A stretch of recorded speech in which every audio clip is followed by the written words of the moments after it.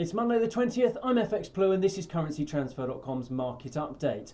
And the headlines today are that the UK government produces a no-deal advisory brief, the dollar correction continues, and the euro is up against both the dollar and sterling.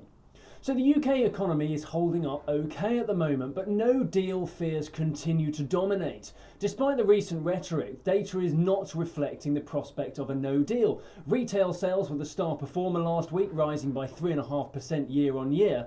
And inflation rose for the first time since November. But with Brexit looming, the Bank of England is very unlikely to raise rates again this year.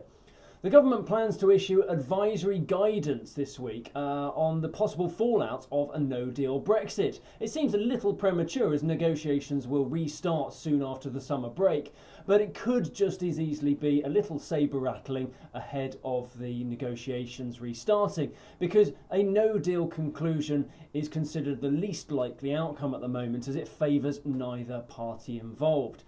As we enter the final week of the holiday period with Labour Day in the US and the August bank holiday in the UK, we may see lower market liquidity. But on Friday, we saw sterling rally a little against the weaker dollar.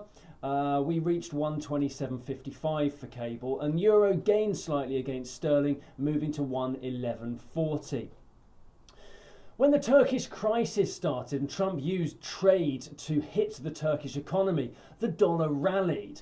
However, then when the Qatari help arrived, bringing in both Iran, Russia and possibly even China as well, the dollar fell on the back of that. When the political stakes were raised, it seems that the market viewed that as a tipping point for the dollar, concerned that when Trump is faced with opposition that he can't really bully, he may lack the diplomatic tools to negotiate a solution.